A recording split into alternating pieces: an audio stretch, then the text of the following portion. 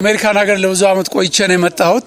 ኮሚኒቲው ወይም አካባቢው ህብረተሰቡና ማህበረሰቡ እንዲሳተፍበትና ገቢ እንዲያገኝ እናደርጋለን። የመተካካትን ነገርና አዳዲስ ሰዎች ተመክሮ ወይንም ደግሞ አዳዲስ ያሰራር ስርዓት ሊያመጣ ይችላል ብዬ ተስፋ አደርጋለሁ። እንግዲህ በሚችለው ባለኝ አቅም ቀን ከሌት ለመስራት ሞክራለሁ። የእድሜ ልክ እንዲያገለግል በቃ በቦርድ ውስጥ የምን ውሳኔ ነው የዛሬ አመት በጠቅላላ ጉባኤው ላይ የተወሰነው ማለት ነው። ለማህበራችን እውቅና እንዲያገኝ ጠቅሙን ይችላሉ። ድምጽ አሰጣጡንም ብታዩ የሰውን ፈገግታ ብታዩ በጣም ደስ የሚል ነበር።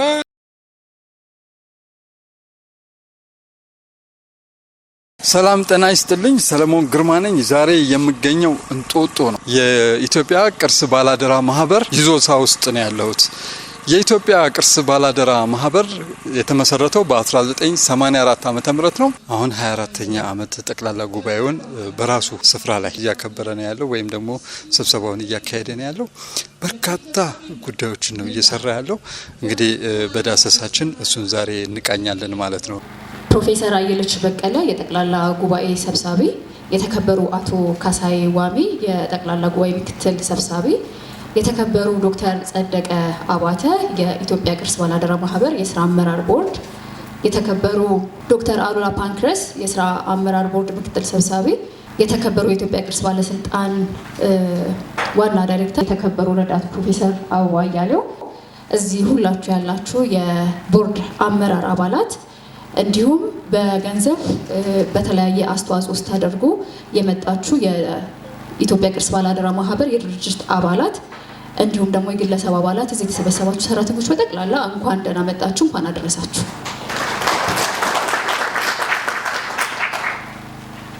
ዘንድሮ እንግዲህ ለ24ኛ ጊዜ ለየት ባለ ቦታ በተፈጥሮ ፓርካችን ውስጥ ጠቅላላ ጉባኤያችንን እያደረግን ነው።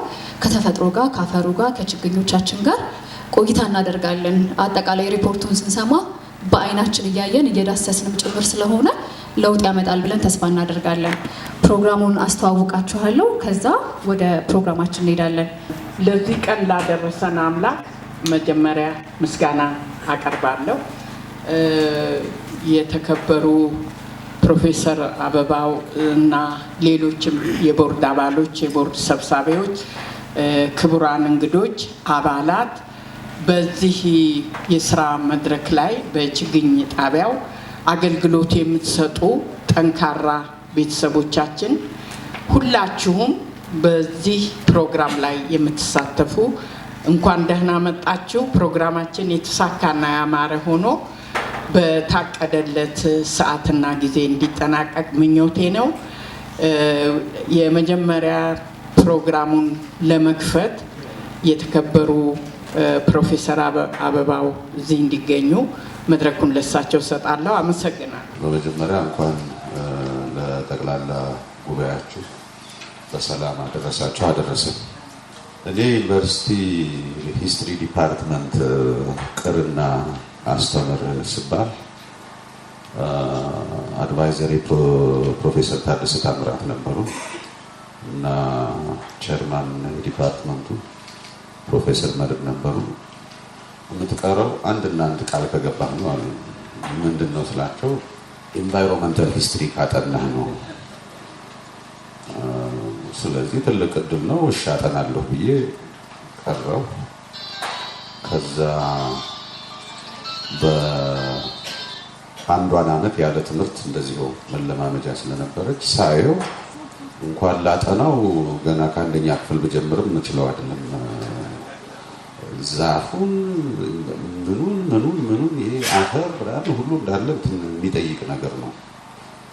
አይ ይሄ ነገር ይቅርብኝ ብዬ ትንሽ ፕሮፌሰር ታደሰ ወደ ቸርች ስለሚያመዝኑ አርት ሂስትሪ ባጠና ምን ይሻላል አልኳቸው። ይሄማ በጣም ቆንጆ ነው እንደውም እና በዛች ጊዜ እና በኋላ የተረዳሁት ምንድነው አሉላ ታግዘኝ ይሆናል።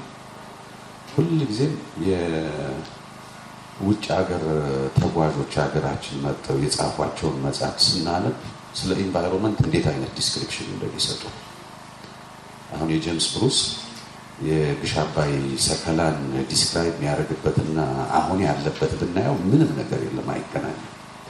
የጣና መውጫ ላይ አሁን ደብረ ማርያም ላይ ዲስክራይብ የሚያደርገው ነገር ጎንደር አካባቢ ብዙ ቦታ እነ ቻርልስ ቢኪ በተለይ በቃ እንደሱ የውሃውን ከረንትና ሌላውን ሁሉ ነው የሚጽፈው እና እዛ ላይ ያለው ነገርና አሁን እነዚያ የተጻፈላቸው ቦታዎችን ስናይ የድሮ ገነት ያሁኑ ሲኦል ነው የሚመስለው ያለው ኢንቫይሮንመንታል ዲግራዴሽን እናንተ ከዛ አኳያ ስናይ ትልቁ ነገር እንግዲህ የጎደለውን የሚሞላ ማህበር ነው ይሄ የቅርስ ባላደራ ማህበር። አቶ ማሞናቸው ቅድም ሲያነሱ ነበረ እስካሁን ቅርስ እየተባለ የባህሉን ነው እና ይሄ ታሪካዊ ቅርሱን ነው። አፍሪካ ሀገር ያሉት ሌሎችም ደግሞ ስንወስዳቸው ትልቁ ኢንቨስትመንታቸው ናቹራል ሄሪቴጅ ላይ ነው። እንደውም ሚኒስትሮቻቸው የሚኒስትሪ ሲያዋቅሩ ካልቸር እና ኔቸርን በደንብ አድርጎ ኮንሰርቬሽን ሲሉም ትልቁ ኮንሰርቬሽናቸው የነሱ ሀውልቱን ቤተክርስቲያኑን ምናምን አይደለም፣ ኮንሰርቬሽን ኦፍ ኔቸር ነው። እኛ ሀገር ላይ ብዙ አልሰራንበትም። ይሄ ኮንሰርቬሽን ኦፍ ኔቸር ላይ ቅርስ ባላደራ ጋር ብዙም እንትን ባንል ከኢትዮጵያ ዱር እንስሳት ባለስልጣን ጋር ቅርብ ጊዜ በጣም ቁጭ ብለን የተወያየንበት አግባብ አለ። ያ ምንድነው ከምዝገባ ጀምሮ ዩኔስኮን ጋር ስናስመዘግብ በጣም ትኩረት የምንሰጠው ፓርኮችን ትተን ይሄ የባህልና የማዳሰሰው ነው። አሁን እንግዲህ 3 ብሔራዊ ፓርኮች ኖሚኔሽን ፋይል ይሰራላቸዋል ወደፊት፣ አንድ ከባህል አንድ ከተፈጥሮ እያደረግን እንሄዳለን እና የባህል ቅርስ ብዙ ጊዜ ለመንከባከብም ለመጠበቅም ቀላል ነው። አንዳንድ በጣም አደገኛ እንደ ላሊበላ አይነቱ ካልሆነ እንደ አክሱም አይነት ካልሆነ በጣም ቀላል ነው። ተፈጥሮ ግን አንዴ ካመለጠ አመለጠ። ሪሃቢሊቴሽኑም እንደምታዩት ነው። ስንት ዓመት ፈጀ ይሄኛው። እሱ ስለሆነ በእኛ በኩል በቅርስ ባለስልጣን በኩል በተለይ ይሄ ተፈጥሮ ላይ ኢንቮልቭ የማድረግ ነገር አዋጆችንም ሲሻሻል አብሮ መሰራቱ ስለማይቀር ያንንም እንዲያካትት ብሎ የባህል ቅርስ ብቻ እየተባለ እንዳይል እሱን እየሰራን ነው። ደግነቱ ሁላችሁም አቶ መቆያም አቶ ኩመራም ሌሎችም አቶ ጸደቅም አንድ ላይ እንደ ኮሊግ ምንግባባ ስለሆነ እንግዲህ ጠቅላላ ጉባኤያችሁን ጨርሳችሁ በምትሰጡን ደግሞ ይሄን አድርጉ በምትሉት እኛም ለመተባበር ዝግጁ ነን። በዚህ ባበቃ ይሻለኛል። አመሰግናለሁ። እሺ፣ የተከበሩ ረዳት ፕሮፌሰር አበባ አያሌውን ከልብ እናመሰግናለን። ቀጣይ የሚሆነው ፕሮግራማችን ሪፖርቶችን ነው የምንሰማው።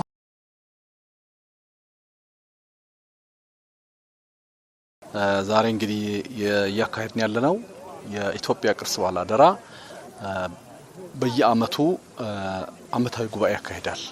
ይህ ጉባኤ እንግዲህ የቅርስ ባላደራው የአሰራር የአደረጃጀት ጠቅላላ ጉባኤ ያለው ቦርድ አለ።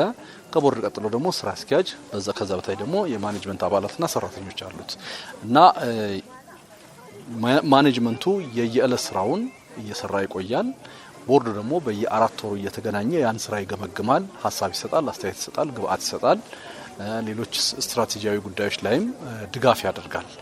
በመጨረሻም በአመቱ መጨረሻ ላይ በሲቪል ሶሳይቲው መመሪያ መሰረት አመቱ በገባ እስከ 3ኛው ወር ድረስ ወይም እስከ በፈረንጆቹ አቆጣጠር እስከ ማርች 31 ባለው ጊዜ ውስጥ የአመቱን ሪፖርት ለጠቅላላ ጉባኤ እናቀርባለን። እንግዲህ በዚህ መሰረት የዛሬው 24ኛ ጠቅላላ ጉባኤ ማለት ነው ቅርስ ባላደራ ከተቋቋመ ጀምሮ ያካሄዳቸው ጉባኤዎች ውስጥ 24ኛው ነው የደረስንበት። ይሄን ጉባኤ ዛሬ አጠቃላይ የአስተዳደርና ፋይናንስ አፈጻጸም ይቀርብበታል። የኦዲት የውጭ ኦዲተር ነው ኦዲት የሚያደርገን የውጭ ኦዲተር ሪፖርት ይቀርብበታል። እንዲሁም የ2026 እቅድ ይቀርብበታል።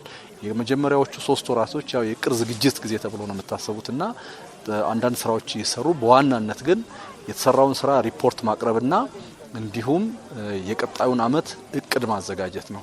ያንን አዘጋጅተን እንግዲህ ዛሬ ሪፖርቱም ቀርቧል፣ እቅዱም ቀርቧል፣ የኦዲት ሪፖርቱም ቀርቦ ጉባኤው አጽድቆታል ማለት ነው። ለዚህ ቤት አዲስ የሆናችሁ ሰብስክራይብ በማድረግ ቤተሰብ ሁኑ፣ ላይክ አድርጉ፣ ኮሜንት አድርጉ እና አብራችሁን ስሩ ማለት እንፈልጋለን።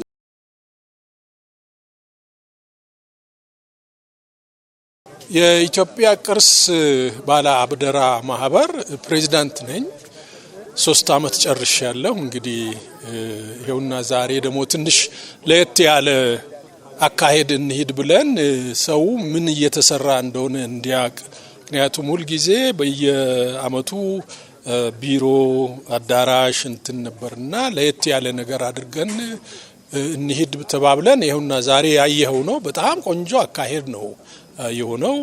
ሰው ሙሉ ደስ ብሎት ግርግር የለ፣ ጭቅጭቅ የለ፣ እንደው በጣም ደስ በሚል ሁኔታ ነው የጨረስነው። ድርጅቶች ይህንን ማህበር ሰፖርት ማድረግ አለባችሁ። ኢትዮጵያ ሆና እንድትቀጥል በተለይ ከቅርስ አንጻር በርካታ ስራዎችን እየሰራ ያለ ተቋም ስለሆነ ከዛ አንጻር ብዙ ማገዝ አለብን ብዬ አስባለሁ። ዜጎች ደግሞ አባል በመሆን መዋጮ በመክፈል ሀሳብ በማካፈል አብረናቸው መስራት አለብን የሚል እምነት አለኝ። ዛሬ እንግዲህ የምንገኘው በእንጦጦ የኢትዮጵያ ቅርስ ባላደራ ማህበር ባዘጋጀው አመታዊ 24ኛው አመታዊ ስብሰባ ላይ ነው። አባል ከሆንኩኝ 3 አመት አልፎኛል። በስብሰባ ደረጃ ስገኝ ዛሬ ለመጀመሪያ ጊዜ ነው የተገኘሁት። ያው ይሄም በእነሱ ጉትጎታ ነው። ከዚህ ቀደም አንድ ጊዜ እንደዚህ ተጠርቼ ነበር። ያው በስራ መደራረብ ምክንያት መገኘት አልቻልኩኝም። ዛሬን እንግዲህ ለመጀመሪያ ጊዜ ተገኝቻለሁ። አሜሪካን ሀገር ለብዙ አመት ቆይቼ ነው የመጣሁት። አሜሪካ በቃኝ ብዬ ነው የመጣሁት። ግሪን ካርዴን ሁሉ አስረክቤ ነው። ምክንያቱም ኤዶም ገነት ኢትዮጵያ ውስጥ ናት ብዬ አምናለሁኝ እና የግሌን ኤዶም ገነት ለመገንባት ተነሳስቼ በ25 አመት ጊዜ ውስጥ ግን ያችን ኤዶም ገነትን ሳላይሽ ኢኮሎጂ ብዬ መስርቻለሁኝ። ጥሩ ሁኔታ ነው ያለው። እንግዲህ በዚህ አጋጣሚ መታችሁ ማየት ትችላላችሁ። ጸጥ ያለ ነው። ሙዚቃ የለም፣ ቴሌቪዥን የለም፣ ሬዲዮ የለም፣ ከጣራ በላይ ጩኸት የለም። የወፍ ድምጽ ነው ያለበት እና ጥሩ ሁኔታ ላይ ነው ያለው። እዛ ገዳም ውስጥ ነው የኖርኩ ያለሁት። እኔ ደስተኛ ነኝ። ስለዚህ መታችሁ አንድ ቀን እንድታዩት በዚህ አጋጣሚ መጋበዝ እፈልጋለሁ። ይሄ ነው በቃ አሁን ዋናው ትልቁ ነገር እስከዛሬ ድረስ ቅርስ ባላደራ እየተባለ የሚወራው ከታሪክና ከባህል ጋር ብቻ ነው የተያያዘው። አሁን ከዛ እንሻገርና ተፈጥሮን እንይ ነው አባባሌ። አሁን እዚህ ቦታ ላይ ዛፍ እየተከልን ነው። ይሄ ቦታ አጼ ምኒልክ እርግጥ ቅድምም ዶክተር ጸደቀ ሲል ነበረ ባህር ዛፍ ባለውለታችን ነው። ባህር ዛፍ ባይኖር ኖሮ ብዙ ደን ኢትዮጵያ ውስጥ ይጠፋ ነበረ። ግን ጥንት የነበረው ይህ የእንጦጦ ባህር ዛፍ ስላልነበረው በጽድ በኮሶና በተለያዩ አገር በቀል ዛፎች የተዋበና እንትን ያለ። ስለዚህ ያን የቀደመውን ውበቱን ለመመለስ ስንል ባህር ዛፍን ቀስ በቀስ እያስወገድን አገር በቀል ዛፎችን እየተከልን ነው። ያ ደግሞ ታሪክ ብቻ ሳይሆን ቅርስ ነው። ይሄን ነው አሁን እዛ ላይ ነው። አሁን የኢትዮጵያ ቅርስ ባላደራ መስሪያ ቤት ከታሪካዊና ከባህላዊ ቅርሶች አልፎ ተፈጥሮ ላይ መስራት አለበት የሚል እምነት ስላለ ያ ነው የሚያጋምደን። ስለዚህ ይሄ መስሪያ ቤት ቅርስ በሁለት ደረጃ መታየት እንዳለበት፣ ባህላዊ እንደገና ደግሞ ተፈጥሯዊ፣ ሁለቱንም ግን ደግሞ እኩል ማካሄድ አለበት የሚል እምነት ስላለኝ ነው። ቅርስ ባላደራ ማህበር ቅርስን ተፈጥሯዊ ቅርሶችን እንደዚሁም ቅድም እንደሰማ ነው ደሴ ላይ ሙዚየም ጥገና ላይም ተሳተፈበት። በቀጣዩ ደግሞ መልካ ቁንጥሬና ኮንሶ ላይ እንደሚሳተፉ እንደ እቅድ ይዘዋል። ይሄ ማለት እንግዲህ በመንግስት ብቻ እንደዚህ አይነት ስራዎች መሰራት እንደማይችሉ፣ የተለያዩ ህብረተሰብ ክፍሎች በተለያየ አይነት አደረጃጀት እንደዚህ አይነት ስራዎች መሰራት እንዳለባቸው ይጠበቃል። አንተም እንደምታውቀው ሁሉም ህብረተሰብ እንደሚያውቀው ኢትዮጵያ ሙሉ ለሙሉ የተለያየ አይነት ቅርስ ያላት ሀገር ነች። ተፈጥሯዊ ቅርስ፣ ባህላዊ ቅርስ፣ ታሪካዊ ቅርስ ያላት ሀገር ነች። ይህን ሁሉ ግን በመንግስት ቋት እና በተወሰነ በጀት ብቻ ተጠግኖ አምሮ ተውቦ ይጠበቃል ማለት አይደለም። ስለዚህ አበርክተው እስከዛሬ እየሰሩበት ያለው አግባብ የተፈጥሮ ቅርጽ ላይ ወይንም ስነ ምህዳር ላይ ነው። ስነ ምህዳሩ ባህላዊ ቅርሱን እንዲኖር ወይንም እንዲዘልቅ ያደርገዋል። ባህል የስነ ምህዳር ውጤት ነው። አለባበሳችን፣ አመጋገባችን፣ ያኗኗር ስርዓታችን ከስነ ምህዳራችን የሚቀረጽ ነው። ከዚህ አንፃር ይሄ ላይ እስከዛሬ አበርክተው ሰርተዋል። ባህላዊ ቅርስ ላይም እንደዚሁ ሙዚየሞች አካባቢ ለመስራት እንቅስቃሴ እየተደረገ ነው። ስለዚህ የተለያዩ አካላት እንደዚህ ቢያደርጉ የበለጠ ውጤታማ እንሆናለን ብዬ ተስፋ አደርጋለሁ።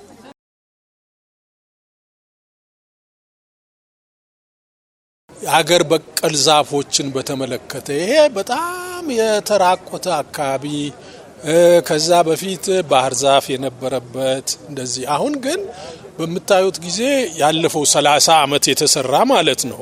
30 አመት ይኸውና እንግዲህ ዙሪያ ጥምጥማችን በጣም የሚበዙት ሀገር በቀል ዛፎች ናቸው።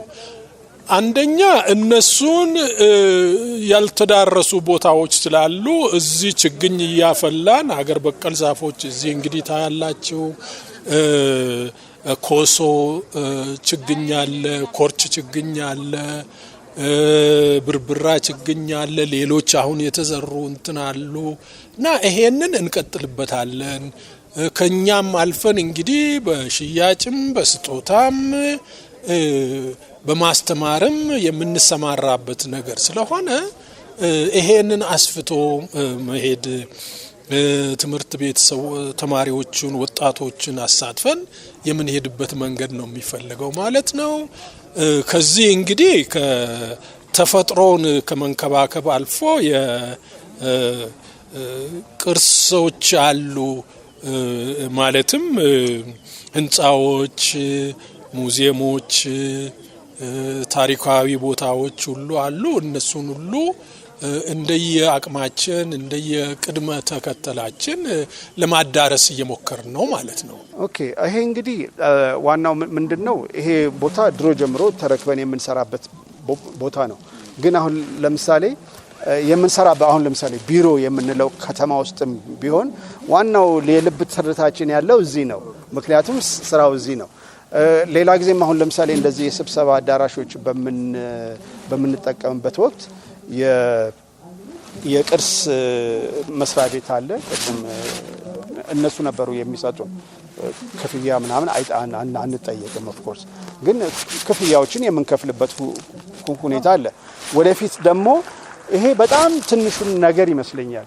እኔ አሁን ወደፊት እንደውም ይሄን ቦታ አሁን ለምሳሌ ኢኮቱሪዝም እዚህ ቦታ ይሄን ቦታ ጠብቀነዋል እስከዛሬ ላለፉት 28-30 ዓመታት። ግን ካሁን በኋላ ምንድነው መስራት ያለብን የሚለውን ሳይ ብዙ ራዕዮች አሉን። አንደኛው ትልቁ ራዕይ ምንድነው? ኢኮቱሪዝምን እዚህ ቦታ ለማካሄድ ኢኮኖሚ ልማት እናካሄድበታለን፣ ከቱሪዝም የሚገኝ ገቢ። ሌላው የአካባቢ ጥበቃ ስራዎች እንሰራለን። ሶስተኛ ግን ኮሚኒቲው ወይም አካባቢው ህብረተሰቡና ማህበረሰቡ እንዲሳተፍበትና ገቢ እንዲያገኝ እናደርጋለን። ያንን አላማ ይዘን እዚህ ቦታ ላይ ወደፊት ትልቅ ስራዎችን እንሰራለን። አንዱና ዋናው ምንድነው? የመጎብኛ ቦታዎችንና ሰዎች የማረፊያ የመማሪያ ቦታ እንዲሆን ስንመርጥ ማህበሩም ደግሞ በዛው ልክ እንዲጠቀም እንፈልጋለን። አንደኛውና እንትን ይሄ መሰብሰቢያ አዳራሽ ነው። ይሄ በጣም ትንሹ ነገር ይመስለኛል። ሌላው ከዚህ ቀደም ችግኝ ማፍያ ከሌላ ቦታ ነበር ተሰጥቶን የምንጠቀመው። ያንን ግን አሁን አስረክበን እኛ የራሳችን ቦታ ላይ ነው እና እኔ እንደውም ከአዳራሹ አሁን የበለጠ ለኔ ትልቅ ስራ የምንሰራበት ቦታ ይሄ ችግኝ ጣቢያው ነው። ምክንያቱም በየአመቱ የምናመርታቸውና ለተለያዩ ድርጅቶች የምናከፋፍለው አገር በቀል ችግኝ አለ። ይሄ እዚህ ፊት ለፊት የምናየው ይሄንን በነጻነት የራሳችን በሆነ ቦታ ላይ ማምረትና ለተጠቃሚው ማከፋፈልና ማድረስ ለኛ ትልቅ ግብዓት ነው። አዳራሹ ቀስ ብሎም ሊመጣ ይችላል። በእርግጥ ደግሞ የስራችንን ክብደት የራዕያችንን ክብደት ይሄን የተቀበልነውን አደራ ልክ እንደኛ የተቀበለ አካል ሁሉ ጊዜ አብሮን እንደሚያገለግል ባለሙሉ ተስፋ ነኝ።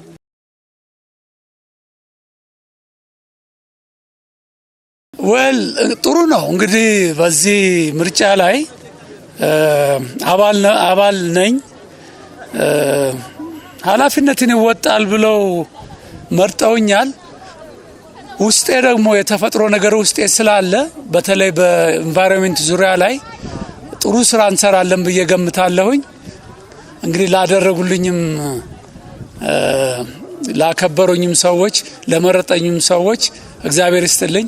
ኃላፊነቱን እንግዲህ ለመወጣት ሞክራለሁ ብዬ ተስፋለኝ። የነገር ፕሮፌሰር ጥሩሰው በጣም ታዋቂ ሰው ናቸው እና ለማህበራችን እውቅና እንዲያገኝ ትልቅ አስተዋጽኦ ሊጠቅሙን ይችላሉ። ትልቅ ሚና ይኖራቸዋል። በተለይ ደግሞ ይሄ የአስመራጭ ኮሚቴ አሁን የጠቅላላ ጉባኤውን ኮሚቴ በመምራታቸው ይሄ ማህበር ምን ያህል አስፈላጊና ጠንካራ ማህበር መሆኑን ሊያሳይ ይችላል። በማስተዋወቅ በተለይ ደግሞ እሳቸው የሚያውቋቸው ሰዎች ድርጅቶች ብዙ ስላሉ እሳቸው የሚያከብሩ ብዙ ስላሉ እሳቸው እኛ ጋር መቀላቀላቸው በጣም ትልቅ ነገር ነው። የተመረጡትን ሰዎች በምናይበት ጊዜ በተለይ የመጀመሪያው ስም የፕሮፌሰር ጥሩሰው ተፈራ እንትን ነበረ። ፕሮፌሰር ጥሩሰውን የማያውቅ ሰው የለም። በጥሩ ሁኔታ ሁል ጊዜ በየሄዱበት ከስራ ባልደረቦችም ከውጭም ከሀገር ውስጥም እዩኝ የሚሉ ሰው ሳይሆኑ ልስራ የሚሉ ሰው ናቸው እና እኔ በጣም ነው ደስ ያለኝ። ሰው ያው ይታይ ነበር። የድምጽ አሰጣጡንም ብታዩ የሰውን ፈገግታ ብታዩ በጣም ደስ የሚል ነበረ። አንድ ሴት እንደዚሁ አቶ አያሌው ተድላ እንደዚሁ በቃ የሀገር ፍቅር ያላቸው ሰው ሊመሩ መንገድ ሊያሳዩን በተለይ ከዚህ ከማኔጅመንት ጋራ ከቢዝነስ ጋራ የተያያዘ ነገር ወደፊት ሊወስዱ ሊያሻግሩ የሚችሉ ሰው እና እንደው ሰው ሁሉ ደስ ነው ያለው። ልብ እንደው አድርጋችሁ እንደሆነ በፈገግታ ነው ሁሉም ነገር ያለቀው። በእውነት እኔ እንግዲህ ይሄ ዛሬ 3ኛ ምርጫ ነው ስብሰባችን ነው። እንደ ዛሬ ሰው ተስማምቶ ደስ ብሎት የተለያየበት አላየንም ከዚህ በፊት እና እንዲያውም ከዚህ ልምድ ወስደን የሚቀጥለው አመት ላይ ደግሞ ሌላ ቦታ እንደዚሁ ተፈጥሮን የምናደንቅበትን ቦታ እናገኛለን የሚል እምነት አለኝ። ስሜቱ በጣም ከፍተኛ ኃላፊነት የተረከብኩበት ጉዳይ ነው። እንግዲህ በዚህ ስራ ላይ ገና ጀማሪ ነኝ። ብዙ ግን እንደሚፈለግብኝ አውቃለሁ። እንግዲህ በምችለው ባለኝ አቅም ቀን ከሌት ለመስራት እሞክራለሁ።